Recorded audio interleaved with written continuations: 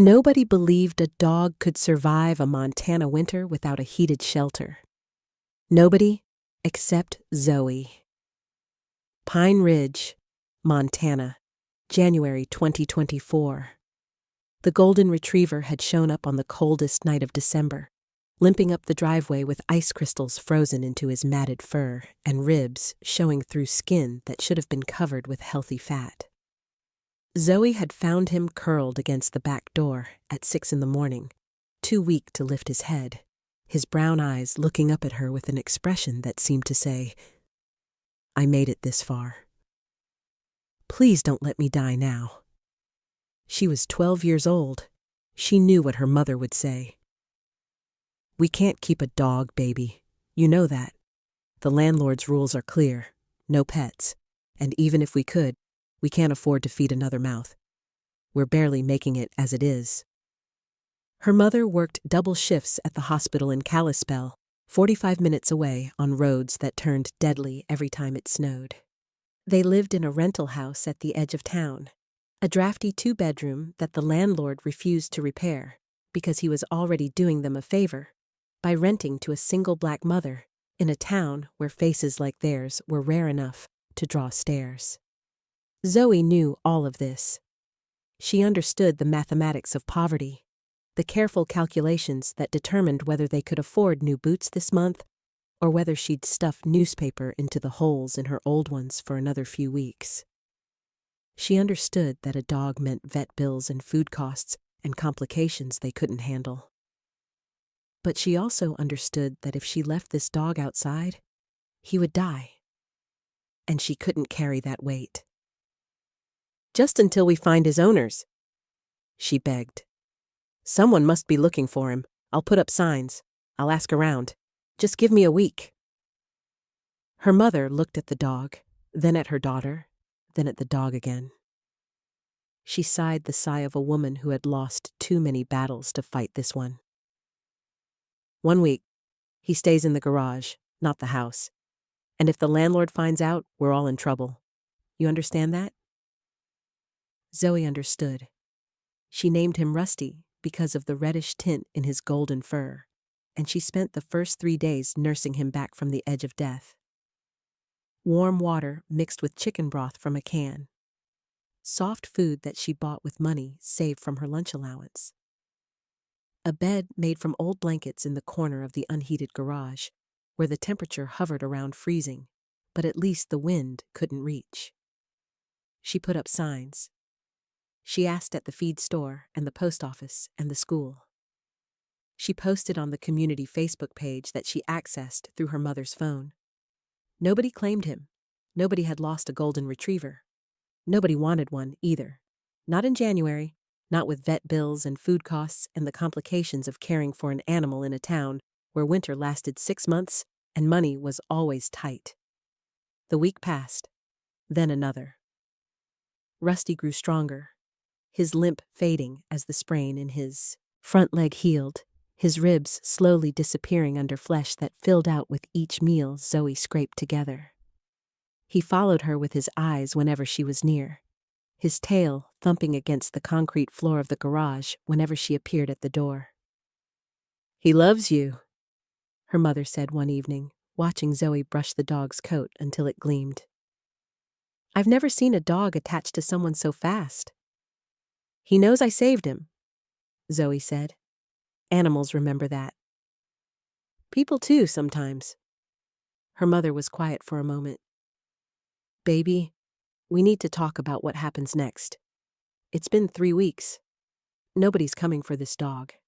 And we can't keep him in the garage forever. It's too cold, and the landlord's been asking questions about why the electric bill went up."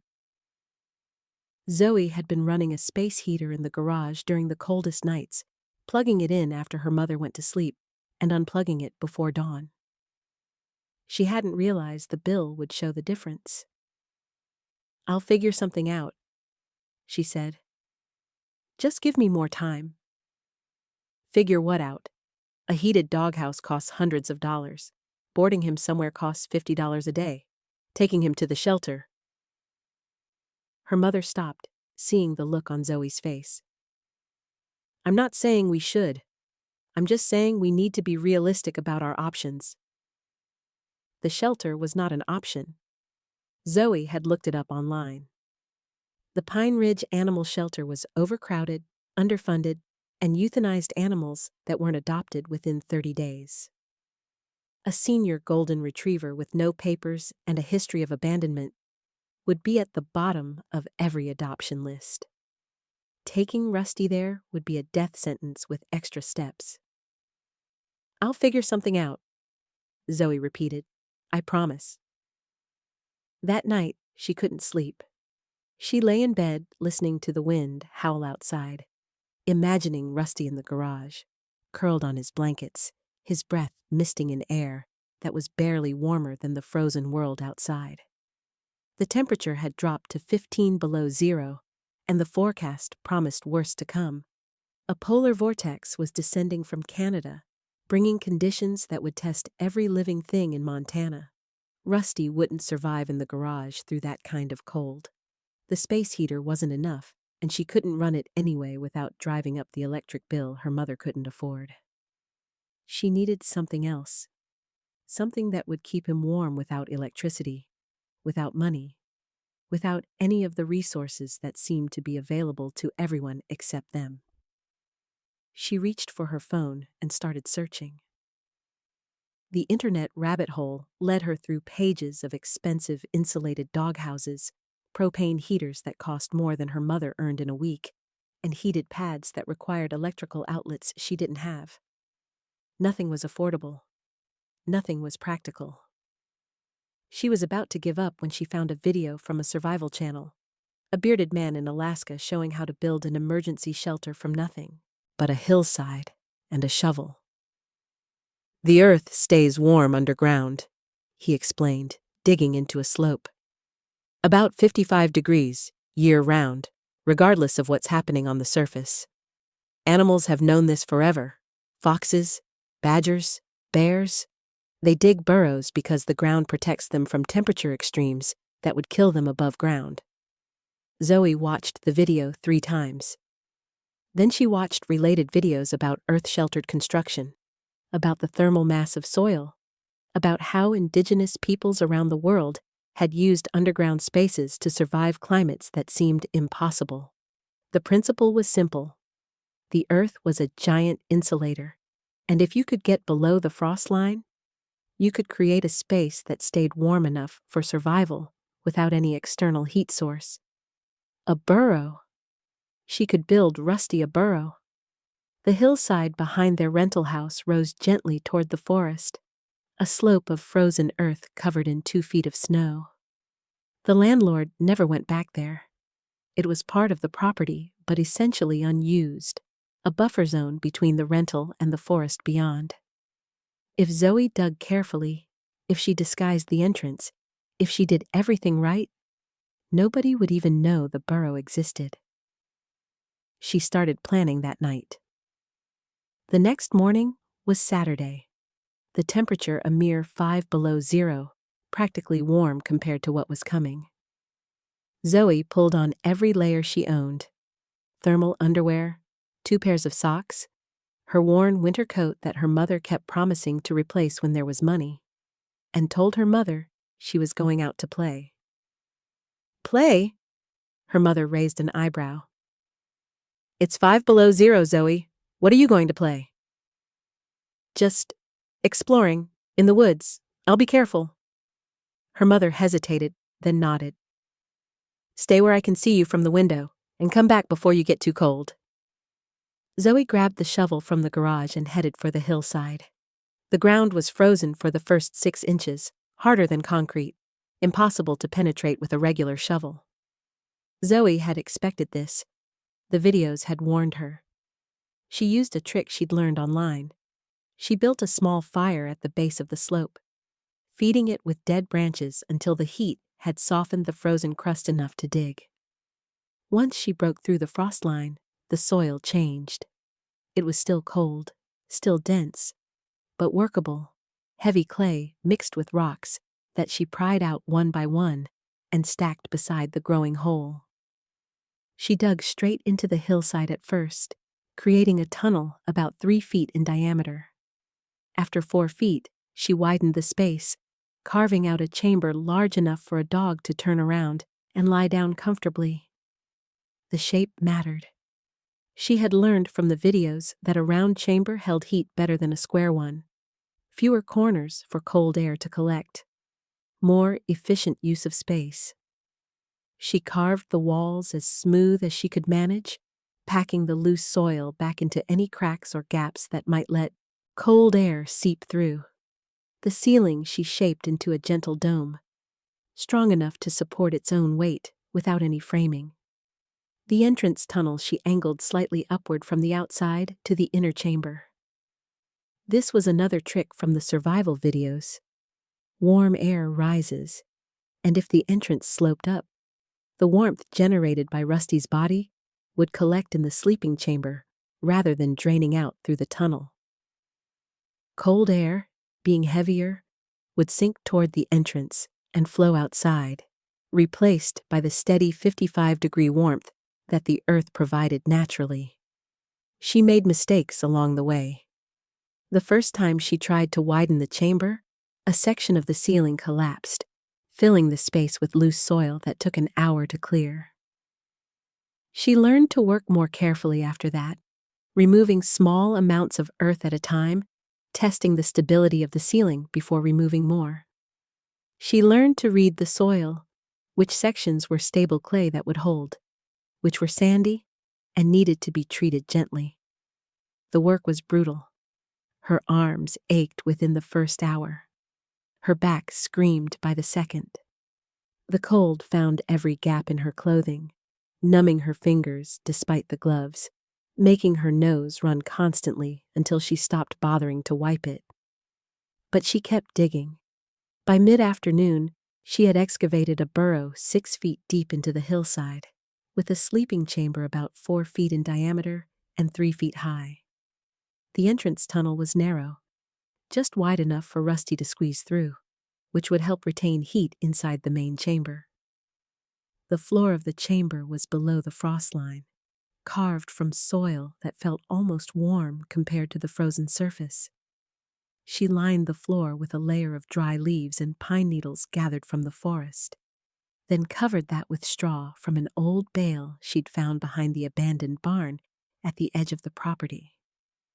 The straw was dusty, but dry, and it would provide insulation between Rusty's body and the cold ground below. The entrance needed protection from wind and snow. Zoe framed it with branches, weaving them together to create a rough screen that blocked the worst of the weather, while still allowing Rusty to pass through. She piled snow around the exterior of the burrow, packing it down to add an extra layer of insulation. Snow was a good insulator. She'd learned that from the videos, too. Igloos worked because snow trapped air, and trapped air resisted heat transfer. By the time she finished, the sun was setting and her mother was calling from the back door, worried about a daughter who had been playing for 7 hours in sub-zero temperatures. Zoe hurried inside, ate dinner without tasting it, and fell into bed so exhausted that she slept without dreaming. Sunday brought the first test. She led Rusty up the hillside, watching his reaction as they approached the burrow entrance. He sniffed curiously at the frame of branches, then ducked inside without hesitation, as if underground spaces were the most natural thing in the world. She crawled in after him and found him already circling on the straw, preparing to lie down. The temperature difference was remarkable. Outside, it was 12 below zero. Inside the burrow, Zoe's phone thermometer read 38 degrees, 50 degrees warmer than the surface. Cold by human standards, but survivable for a dog with Rusty's thick coat. More importantly, there was no wind. The still air felt almost comfortable compared to the cutting gusts outside. Rusty settled onto the straw and looked up at her with an expression that might have been gratitude. "You're going to be okay," she told him, rubbing his ears. "I promise." The polar vortex arrived on Monday. Zoe woke to a world that had turned hostile. The thermometer outside the kitchen window read 32 below zero, cold enough to cause frostbite in minutes, cold enough to kill exposed animals within hours. The school had called a snow day. Her mother had called in sick to work, unable to face the drive on roads that the plows hadn't reached. They huddled in the house with the heat turned up as high as they could afford, watching frost form on the inside of windows that should have been better insulated. At noon, Zoe announced that she was going to check on the dog. The dog? Her mother looked confused. Zoe, the garage is attached to the house. You don't need to go outside to... He's not in the garage anymore. I built him a shelter, up on the hillside. You did what? Zoe explained. The burrow, the insulation, the principle of underground temperatures. Her mother listened with an expression that shifted from disbelief to concern to something that looked almost like pride. You dug a cave for your dog, she said slowly, in frozen ground, by yourself. It's not a cave, it's a burrow, like foxes use. The earth stays warm underground, 55 degrees, even when it's 30 below outside. And you think this will work? You think a hole in the ground will keep him alive in this cold? I know it will. I researched it. I did the math. I tested the temperature yesterday, and it was 50 degrees warmer inside than outside. As long as he has food and water and a dry place to sleep, he'll be fine. Her mother was quiet for a long moment. Then she nodded. Show me. They bundled up in every piece of warm clothing they owned and trudged up the hillside together. The snow crunching beneath their boots in that particular way, it only crunches when the temperature drops below -20. The burrow entrance was half covered by drifted snow, but the frame of branches still marked the spot, and when Zoe brushed away the drift, the opening appeared, a dark hole in the white hillside, like a secret door to somewhere else. Rusty was inside, curled on his straw bed, his tail thumping when he heard their voices. The temperature in the burrow read 41 degrees on Zoe's phone, 73 degrees warmer than the deadly cold outside. He was comfortable. He was safe. He was alive because a 12-year-old girl had refused to accept that she couldn't save him. Zoe. Her mother's voice was strange, thick with emotion. I don't know what to say. This is incredible. It's just physics, Zoe said, but she was smiling. They stayed with Rusty for an hour, feeding him kibble and warming water from a thermos to liquid before he could drink it. Zoe's mother asked questions about the construction. How deep? How wide? Why she'd chosen this spot? How she'd dealt with the frozen ground? Zoe answered each one, surprised by how much she'd learned in the process of building something that none of the adults around her had believed was possible. The polar vortex lasted 4 days. Temperatures stayed below -20 the entire time, dropping to -43 on the second night, the coldest recorded temperature in Pine Ridge in over a decade. The news reported frozen pipes, stranded travelers, livestock dead in fields despite their owners' best efforts. The animal shelter posted on Facebook that they were at capacity and couldn't accept any more animals, and that outdoor pets should be brought inside immediately, or their owners should prepare for the worst. 3 dogs died in the neighborhood that week. One belonged to an elderly man who couldn't afford to heat his garage. Another belonged to a family who had left their husky outside, trusting its thick coat to protect it from cold that no coat could withstand. The third was a stray that nobody claimed, found frozen behind the grocery store on the morning the vortex finally lifted. Zoe heard about each death and felt a strange mixture of grief and gratitude. Grief for the animals that hadn't been saved, gratitude that Rusty wasn't among them. She wondered if she could have helped, if she'd had more time, more resources, more knowledge to share. And she promised herself that if she ever got the chance, she would make sure other people knew what she had learned. She checked on Rusty 3 times a day, bringing food and water and staying long enough to confirm that the burrow was working exactly as she'd planned. The temperature inside never dropped below 36 degrees. The straw stayed dry. The dog stayed healthy, his tail wagging every time she appeared at the entrance, his golden fur warm to the touch, despite the apocalyptic cold outside. When the vortex finally lifted and temperatures rose to a mere 10 below zero, Zoe's mother made a phone call, then another, then several more over the course of the next week. "What are you doing?" Zoe asked, watching her mother scribble notes between calls. "Research. There's a program at the university in Missoula, an extension service that works with rural communities on agricultural and housing issues. They have a grant specifically for innovative solutions to livestock and animal welfare problems in extreme climates. Your burrow qualifies." Qualifies? For what? Funding, recognition, maybe a chance to teach other people what you figured out on your own. Her mother set down the phone. "Baby, what you built, it's not just a doghouse. It's a template. There are hundreds of families in this state who can't afford heated shelters for their animals. There are reservations where people lose livestock every winter because of cold exposure. What you did could help a lot of people." Zoe hadn't thought about it that way. She'd just been trying to save her dog. 3 weeks later, a professor from the University of Montana drove to Pine Ridge to see the burrow for herself. She was a small woman named Dr. Sarah Chen, an environmental engineer who specialized in passive heating and cooling systems. She spent 2 hours examining Zoe's construction, measuring temperatures at various depths, asking questions about the building process. "You intuited principles that engineers spend years studying," Dr. Chen said, making notes on a tablet. "The thermal mass of soil, the importance of the frost line, the role of insulation in preventing convective heat loss. Did anyone teach you this?"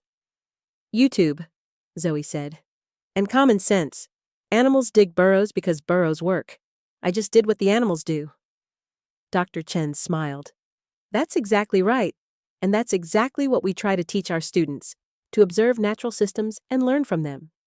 You're already thinking like an engineer."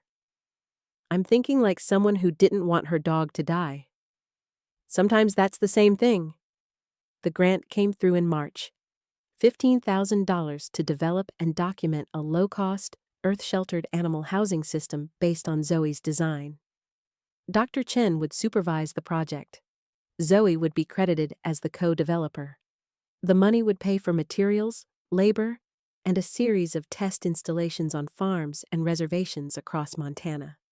More importantly, at least to Zoe, the grant included a provision for project-related housing needs, which her mother interpreted broadly enough to cover 2 months of back rent and a security deposit on a new place.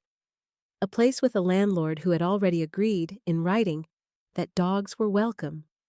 They moved in April to a small house on 3 acres at the edge of town, with a hillside out back that was perfect for burrows. Rusty had his own room now, a converted mudroom off the kitchen. But Zoe maintained the original burrow as a backup, a testament to what she'd built when she had nothing but determination and a shovel. She helped 3 other families build burrows that spring: an elderly couple with 2 cats, a single father with a German shepherd, a teenager like herself who had rescued a pit bull and faced the same impossible choices Zoe had faced. Each burrow was slightly different, adapted to the specific hillside and the specific animal. But all of them worked. All of them proved that the Earth's warmth was available to anyone willing to dig for it. The university published a paper about the project, Earth-Sheltered Animal Housing, a low-cost solution for extreme cold climates. Zoe's name appeared in the acknowledgments, and her burrow appeared in the photographs that illustrated the text. Local news picked up the story, then regional news. Then a national morning show called, asking if the girl who'd saved her dog with a hole in the ground would be willing to share her story. She was willing. "What made you think you could do it?" the interviewer asked, broadcasting live to millions of viewers. "Everyone told you it was impossible. What made you try anyway?" Zoe considered the question. She thought about Rusty, limping up the driveway on the coldest night of the year. She thought about her mother, working double shifts just to keep them barely afloat. She thought about all the time she'd been told that something couldn't be done, only to figure out a way to do it anyway.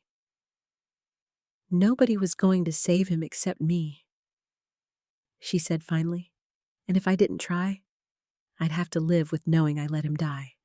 So I tried, and it worked." "That simple?" "That simple." The interviewer nodded, clearly moved by the answer. Behind the cameras, producers were already discussing follow-up segments, partnership opportunities, ways to expand the story beyond a single morning show appearance. Zoe didn't care about any of that. She cared about the emails that had started arriving after the first news story, dozens of them, then hundreds, from people across the country who had seen what she'd built and wanted to learn how to do it themselves. She answered everyone. She drew diagrams, recorded videos on her phone, talked through the process with strangers who had become friends through their shared love of animals and their shared refusal to accept that poverty meant death. The burrow technique spread from Montana to Minnesota to Maine, adapted for different soils and climates, but always based on the same principle. The earth stays warm, and those who dig can share that warmth.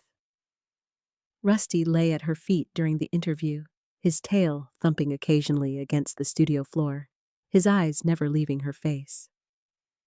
He was 5 years old now, healthy and happy, his coat gleaming with the particular shine of a dog who knows he is loved. He still slept in the burrow sometimes, on nights when the temperature dropped and the wind howled and the warmth of the earth called to something ancient in his bones.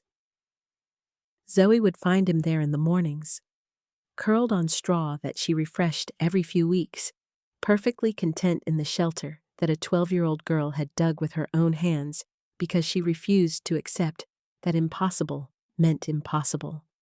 Some lessons take a long time to learn. Some people never learn them at all. But Zoe had learned hers at 12 years old, with a shovel and a flashlight, and a dog who needed saving. The earth keeps its own warmth. The earth protects what it holds. And sometimes, when everything seems impossible, all you have to do is dig.